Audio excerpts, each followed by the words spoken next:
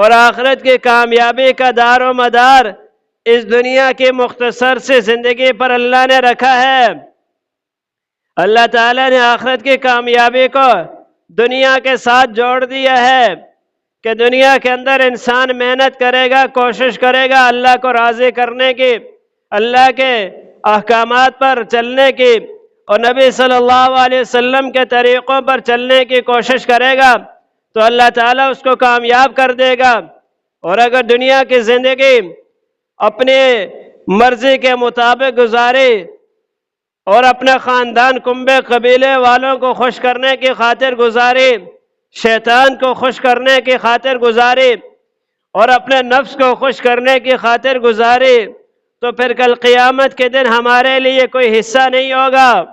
آخرت میں ہمارے لیے کوئی حصہ نہیں ہوگا۔ آخرت میں انہی لوگوں کے لیے حصہ ہوگا جنہوں نے دنیا کی زندگی میں قربانی دی ہوگی، جنہوں نے دنیا کی زندگی میں آخرت کو پہچانا ہوگا، جنہوں نے دنیا کی زندگی میں آخرت کے لیے اعمال کیے ہوں گے،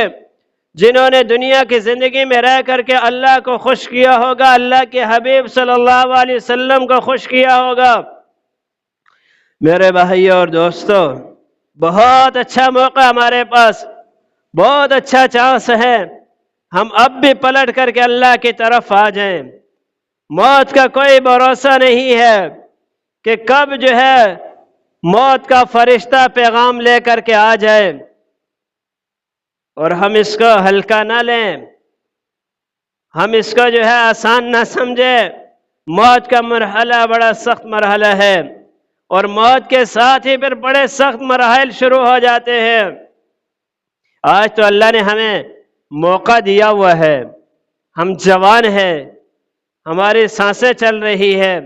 ہمارے جسم کے اعضاء کام کر رہے ہیں، ہم پاؤں کے ساتھ چل کر کے اللہ کی عبادت کر سکتے ہیں، زبان کے ذریعے سے اللہ کی بڑائی کو بیان کر سکتے ہیں، کانوں کے ذریعے سے اللہ کی بڑائی کو سن سکتے ہیں، دل و دماغ کے ذریعے سے ہم اللہ کی بڑائی کو سوچ سکتے ہیں اور اللہ کے راستے میں نکل سکتے ہیں۔ ہر طرح کی قربانی دینے کے لیے اللہ تعالیٰ نے ہمیں صحیح سلامت رکھا ہوا ہے، لیکن پھر بھی اگر ہم